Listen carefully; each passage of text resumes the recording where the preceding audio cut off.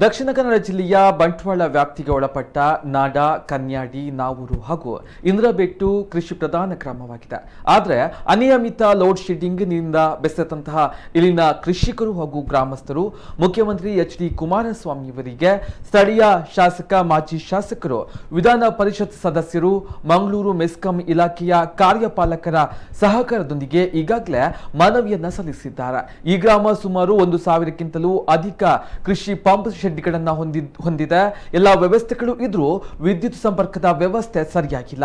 ದಿನದ 24 ಗಂಟೆಗಳಲ್ಲಿ ಕೇವಲ 6 ಗಂಟೆ ಮಾತ್ರ 3 ಫೇಸ್, ಅದರಲ್ಲೂ ಲೋ ವೋಲ್ಟೇಜ್ ವಿದ್ಯುತ್ ಸರಬರಾಜು ಮಾಡ್ತಾ ಇರುವಂತಹ ಬೆಳ್ತಂಗಡಿ ಮೆಸ್ಕಾಂ ಅಧಿಕಾರಿಗಳು ಗ್ರಾಮಸ್ಥರಿಗೆ ವಂಚನೆ ಮಾಡ್ತಾ ಇರುವುದು ನಿಜಕ್ಕೂ ಬೇಸರದ ಸಂಗತಿ. ಈ ಮಧ್ಯೆ ಈ ಗ್ರಾಮದ ಬಹುತೇಕ ಕೃಷಿ ಭೂಮಿ ಒಣಗಿ ಹೋಗಿದ್ದು ಕೃಷಿಕರು ಕೂಡ ಕಂಗೆಟ್ಟಿದ್ದಾರೆ. ಒಟ್ಟಾರೆ ಈ ಎಲ್ಲಾ ತೊಂದರೆಗಳ ಕುರಿತು ಸಿಎಂಗೆ ಈಗಾಗಲೇ ಮನವಿಯನ್ನ ಸಲ್ಲಿಸಲಾಗಿದೆ.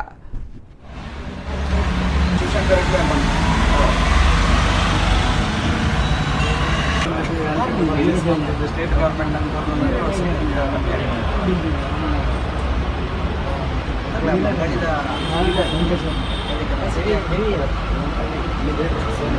ಶೀಘ್ರವಾಗಿ ನಿರ್ಧಾರವನ್ನು ತೆಗೆದೆವು. ಬಹುಶಃ ನನ್ನ ಪ್ರಕಾರ ಬರುವ ವರ್ಷದಲ್ಲಿ ನಾವು ಸಪರೇಟ್ ಆಗಿ ಒಂದು ಫೀಡರ್ ಮಾಡಿ ನಿಮ್ಮ ಎಲ್ಲ ಸಮಸ್ಯೆಯನ್ನು ಬಗೆಹರಿಸುವ ನಿಟ್ಟಿನಲ್ಲಿ ನಾವು ಈಗಾಗಲೇ ಕಾರ್ಯಪ್ರವೃತ್ತರಾಗಿದ್ದೇವೆ. ಇದು ತಮ್ಮ ಮಾಹಿತಿಗಾಗಿ. ಸಬ್ಸ್ಟೇಷನ್ ನಾವು ಈಗಾಗಲೇ ಉಜಿರೆ ಮತ್ತು ನಡ ಏರಿಯಾದ ಅಲ್ಲಿ ಪಶುವೈದ್ಯಕೀಯ ಆಸ್ಪತ್ರೆ ನಮಗೆ 1 ಎಕರೆ 94 ಸೆನ್ಸ್ ಖಾಲಿ ಇದೆ ಅಂತ ಮಾಹಿತಿ ಇದೆ.